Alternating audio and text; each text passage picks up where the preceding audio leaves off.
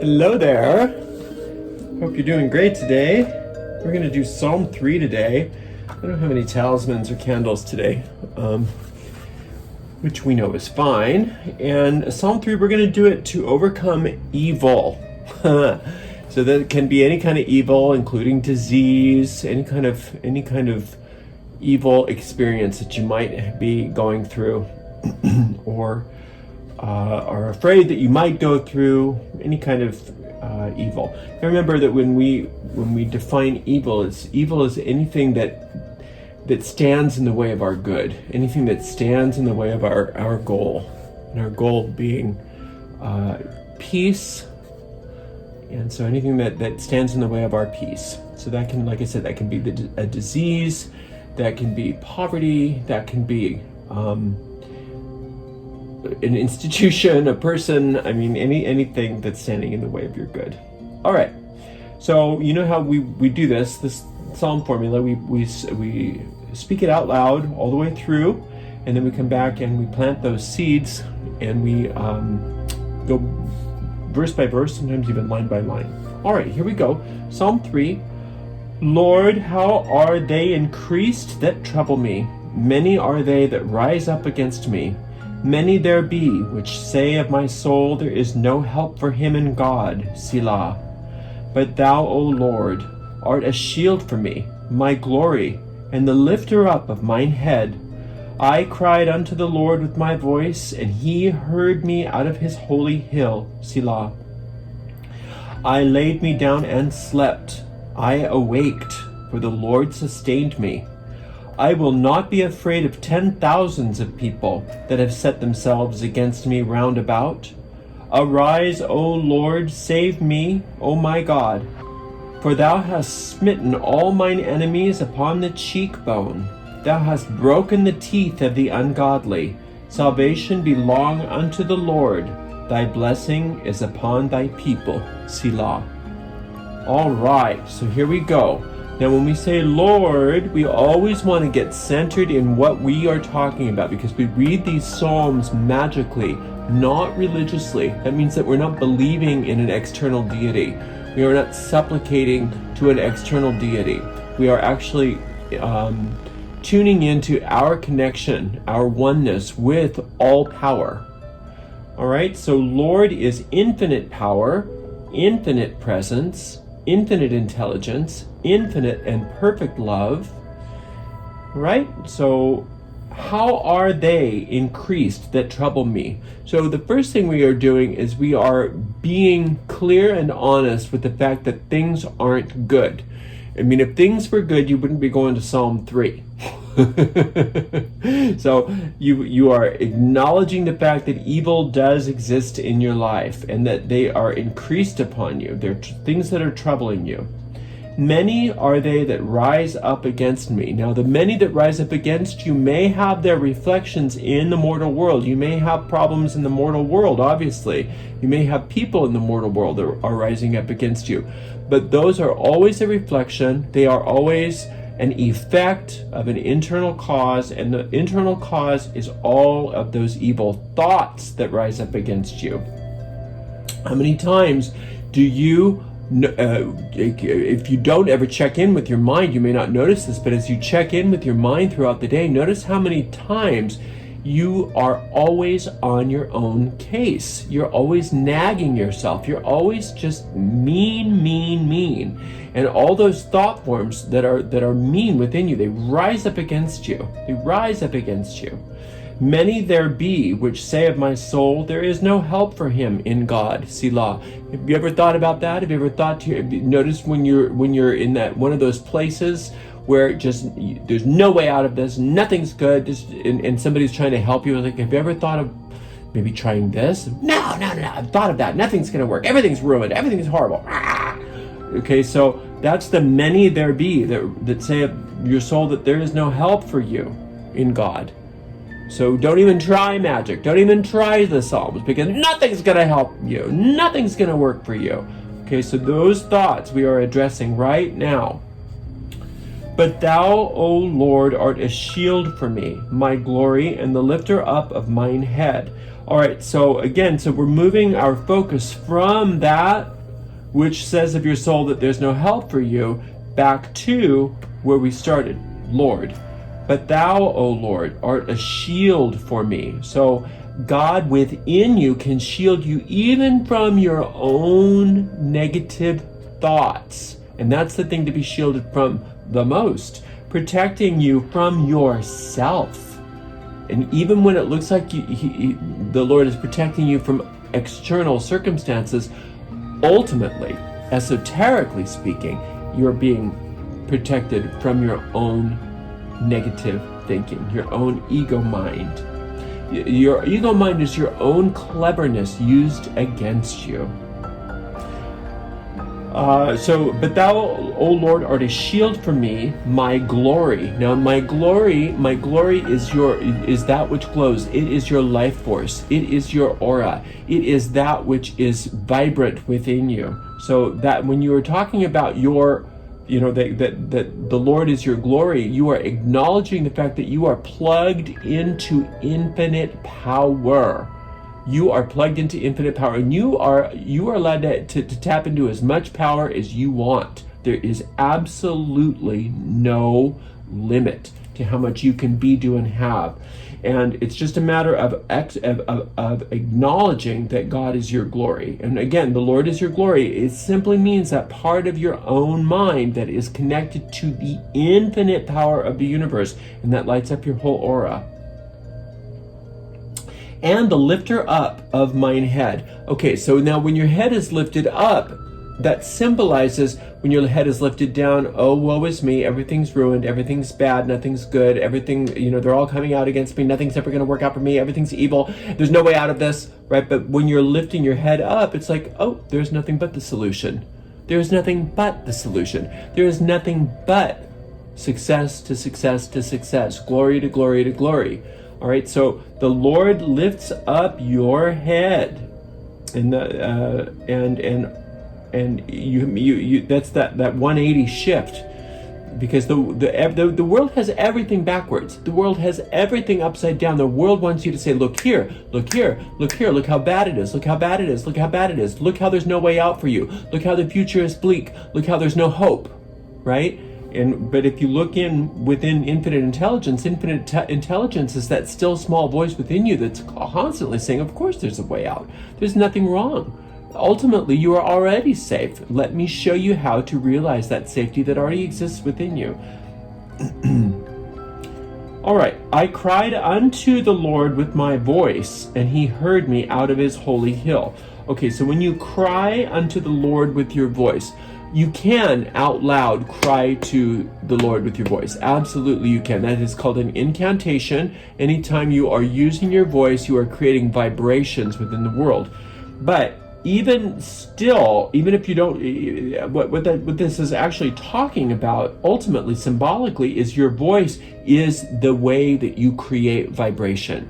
You create a vibration. The vibrations of you are, when you cry unto the Lord with your voice, it means that you're setting into motion the vibration of that which is celestial, of that which is honest, that which is real, that which is true, rather than all of the lies that you tell yourself. So I cried unto the Lord with my voice, and he heard me out of his holy hill. Now, his holy hill is that same holy hill that is inside of you, that is your most exalted self. So when you cry unto the Lord with your voice, and he hears you out of his holy hill, his hearing you is just acknowledging the fact that you and he are one. That's what Jesus meant when he said, I and the Father are one. That it wasn't something specific to him. And again, Father doesn't mean patriarchal God of the ancient Hebrews, tribal God of the ancient Hebrews. That I and my Father are one simply there's no good words in the, you could easily say I and my mother are one, but that's even not good either. I and the Creator are one. I and the power are one. I and my mother and father, God and Goddess, are one. All right, so I am one. Is what we're saying when we say that that he heard me out of his holy hill. I laid me down and slept. I awakened, for the Lord sustained me. So when you lay you down and slept, one thing here, there's two ways to look at this. One way is you laid down and slept, meaning that you rested in God. You allowed yourself not to think for yourself, to think by yourself. You allowed yourself to think with your higher mind, not your ego mind. So you rested in God. You were sustained by God, and then you awaked, for the Lord sustained me. Okay, so the other way that you can look at this is you were sleeping, you were unconscious, you were unaware of your good, but you awakened because the Lord was sustaining you. You awakened to your good. So both are accurate. They're both good ways to interpret, and those are two different kinds of seeds that you can plant from the same verse, and they're both very legitimate and viable. I will not be afraid of 10,000s of people that have set themselves against me round about. So you're afraid of nothing. So don't be surprised if things when you start to take a stand against the things that you're afraid of, when you start to take a stand against evil, don't be surprised if it starts to maybe dig its heels in and say, oh, no. Things are bad. What can I do to scare you? Let's scare you. If you notice that your fear coming up, you say, wait a minute, I will not be afraid of 10,000s of people that have sent themselves against me round about. That means all your thoughts, all of your fear thoughts are going to try to keep alive because they have their own survival instinct, and they will be silenced with one phrase: I will not be afraid. There is nothing to fear. And remind yourself that over and over and over again, no matter what it is. No matter what. Once you are on the other side of being able to be so easily scared by your own ego, then the ego stops having power over you and things really change in your life. Arise, O Lord, save me, O my God, for thou hast... Okay, wait, let's take arise, O Lord. Now, where's the Lord going to arise? We're saying that the Lord is sleeping and sitting inside of us, and that we want God to take over.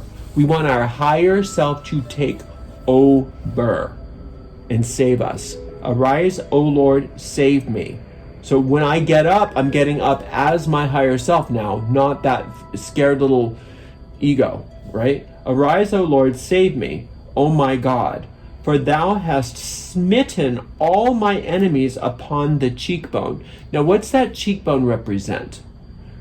That cheekbone, again, the face is that which how you recognize something. So if God's smitten your enemies on the cheekbone, that means that they are now bruised. They are now wounded. They are now you are now able to recognize them for what they are. They are labeled. They have been you can see how each of those enemy thought forms has been wounded, and you no longer are going to be their prisoner. You're no longer so gullible to all of those fears that you hypnotize yourself into having.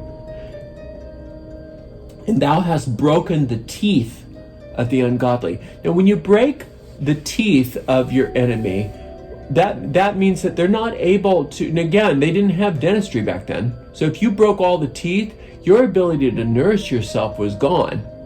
So if you'd broken your teeth, not only are you not able to feed yourself, not only are you wounded, but you are also easily recognizable as that toothless person with the broken cheekbone.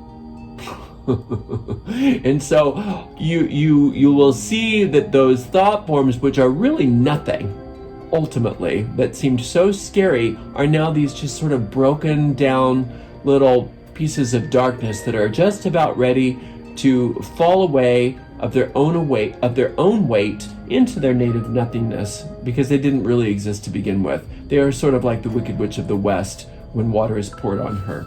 They seemed so scary, but they really are nothing. Salvation belongeth unto the Lord. Okay, so the only thing that can save you is the Lord. But what does that mean? That is not a religious saying to us. We are saying salvation means so if you are hungry, food is your salvation. If you are broke, prosperity is your salvation. If you are lonely, companionship is your salvation. If you are imprisoned, freedom is your salvation. If you are sick, health is your salvation, and on and on and on. Now, salvation, meaning the deliverance from your problems into the solution, belongeth unto the Lord. Well, what is the Lord? You know, infinite intelligence, infinite power, infinite principle, infinite source, infinite substance. That which keeps your heart beating right now. It keeps the earth spinning on its axis and spinning around the sun, etc., etc., etc. If you start thinking about the miracles of what the Lord is, it's not some person up in the sky. You're too smart for that. It's not some anthropomorphic external deity. It is the force. It's the closest thing that we have in modern mythology is Star Wars. It's the force, right? So salvation belongeth unto the Lord. The only thing that's going to save you from your problems and to solve those problems is infinite intelligence, and it's constantly there wanting to help. And remember, the nature of God is responsiveness, but never comes unbidden. So you must ask, and you will receive. Thy blessing is upon thy people, Selah. So thy blessing is upon thy people. So God's blessing is upon that whom he made. Those evil thought forms within you, he did not make. Those will not be blessed. Those will be smitten. But that which he made, which is you, is blessed. So blessed be you, and recognize that those problems are being taken care of on your behalf. Because remember, arise, O Lord, save me, O my God, for thou hast smitten all my enemies upon the cheekbone. Okay, so God's doing it for you. God's doing it for you, but you have to ask. You have to ask. You will be delivered from this problem. This evil will be taken care of because it does not ultimately exist. It has no legs. It has no substance other than the fear that you give it. So you must withdraw the fear from the problem and turn your attention instead upon the Lord. We know what the Lord is. We've talked about this again. I will not reiterate it because you can listen to it again and again. So when you take your attention away from that which is scaring you, and you withdraw your attention from that, and you turn and face instead the Lord and all of that which the psalmist is teaching you here, your problems will be solved on your behalf. So you do your part, and God will never fail to do God's. I hope this has been helpful to you. It's always such a pleasure and a gift for me to be with you, and I can't wait to talk to you again. Love and blessings.